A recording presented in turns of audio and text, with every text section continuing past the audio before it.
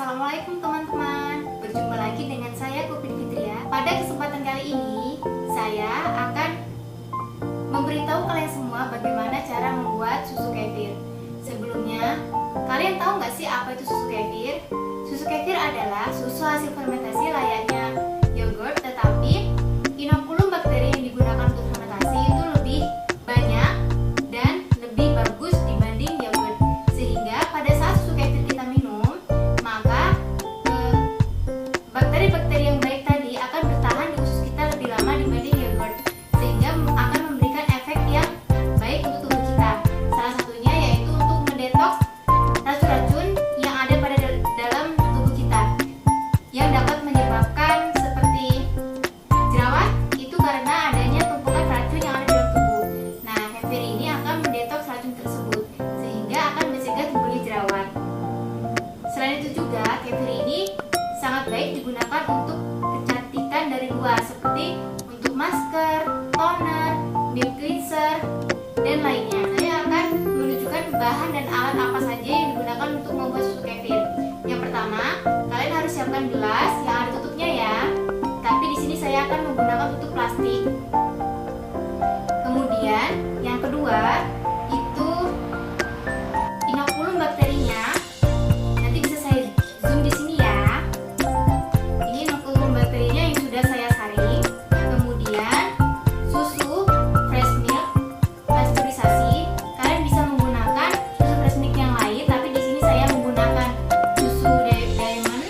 Kalian bisa menggunakan yang mereknya Mo, Greenfield, kemudian Cimory, dan lainnya. Yang jelas ya, pasteurisasi ya. Bisa juga kalian ambil langsung dari peternak yang memang fresh milk langsung dari mereka gitu.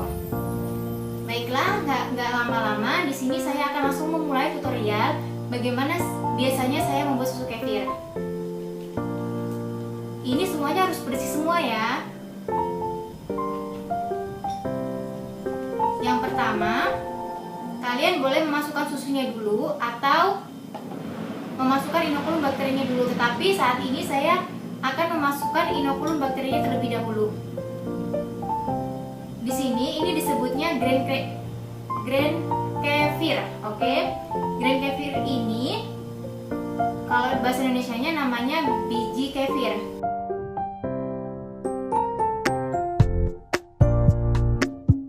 Biji kefirnya sudah masuk ke dalam wadah.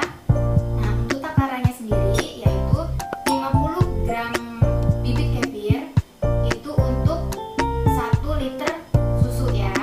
Tetapi karena di sini saya konsumsi sendiri, jadi biji kefir yang saya punya semuanya saya masukkan. Saya tidak tahu ini tinggal berapa gram karena saya dulu belinya 100 gram dan tinggal segini karena saya merawat bibit kefir itu tidak baik, belum baik. Jadi kalau bibit kefir itu tidak kalian rawat dengan baik, maka bibit kefir akan berkurang. Tapi kalau kalian rawat dengan baik, malah ada yang sampai kayak membudidayakan bibit kefir itu bisa dijual dan laku dijual. Di sini saya biasanya membuatnya, susunya saya penuhkan sampai batas sini. Nah, setelah itu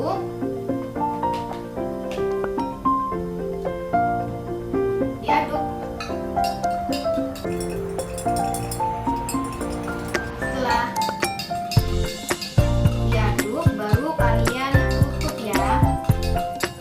Ada yang berdalil kalau ditutup rapat itu lebih baik, dan ada juga yang tidak ditutup rapat itu lebih baik. Tapi di sini saya biasanya menutup rapat.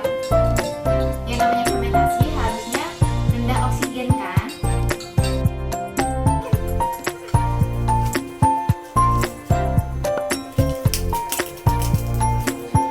Yeay, susunya sudah siap untuk difermentasi. Fermentasi itu membutuhkan waktu kurang lebih 24 jam. Tetapi ada juga yang melakukan fermentasi 18 jam. Nah, tetapi yang lebih lama juga ada, yaitu 48 jam.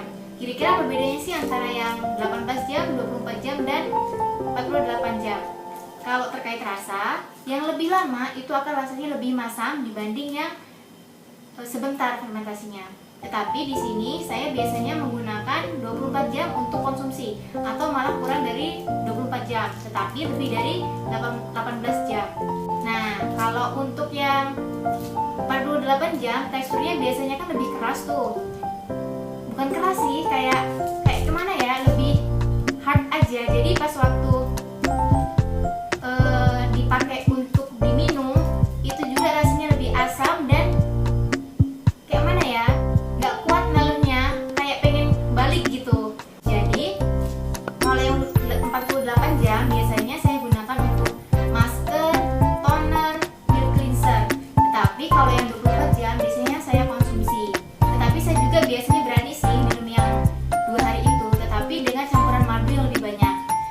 Saat fermentasi, susu ini harus disimpan pada kondisi yang gelap. Tetapi ada juga yang nyimpannya pada kondisi yang terang tetap jadi. Tetapi di sini biasanya saya selalu menggunakan lemari, yaitu dengan kondisi yang gelap. Tuh, katanya sih kalau gelap itu hasilnya akan lebih maksimal dibanding yang disimpan pada kondisi terang. Suhunya suhu kamar ya.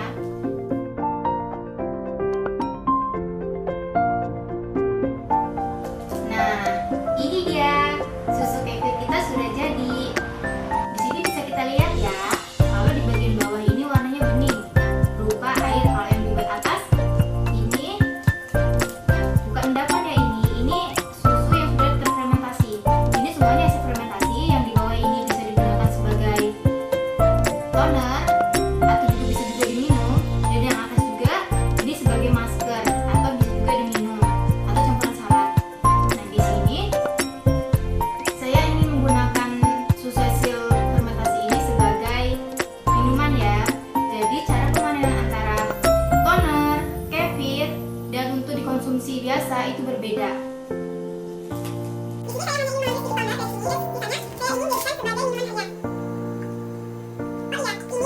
Fermentasi ini berlangsung selama 36 jam. Sebenarnya saya ingin 24 jam, tetapi semalam saya nggak sempat untuk panen ini, jadi saya panennya sekarang. Terus cara pemanenannya bagaimana sih? Jadi kalau untuk pemanenan, kalau kalian mau panen untuk maskernya dulu, itu kalian bisa langsung ambil yang atasnya ini. Kemudian kalian pakai saringan, kalian masukin ke sini.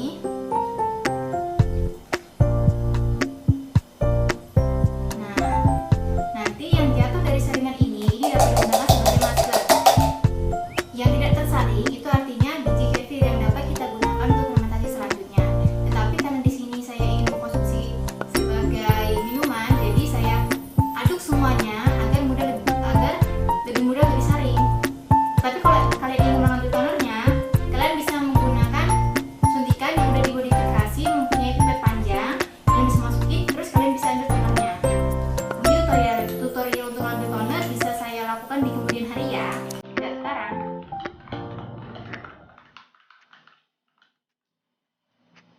Baunya itu kayak tape.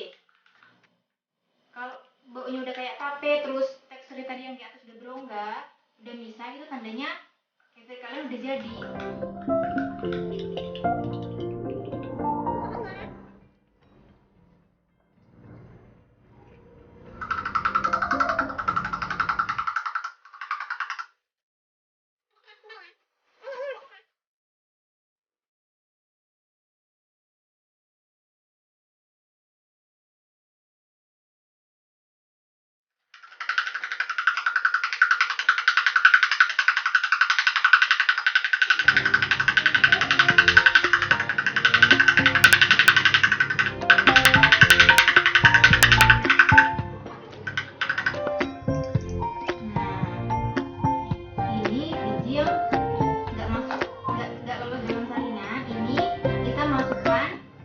penyimpanan biji. Sudah.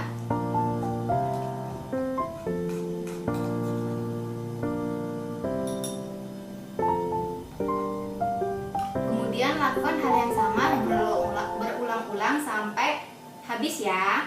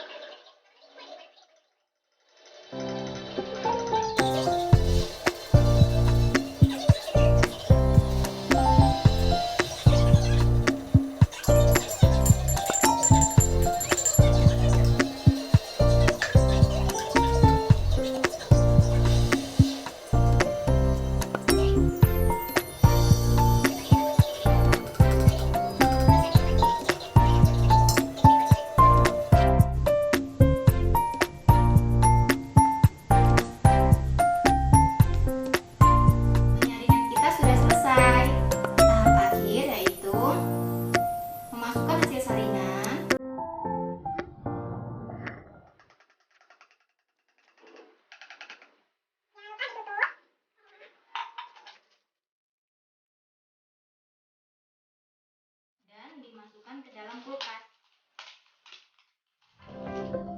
Untuk cara mengkonsumsinya itu kalian bisa ambil ini sedikit-sedikit, terserah kalian seberapa banyak.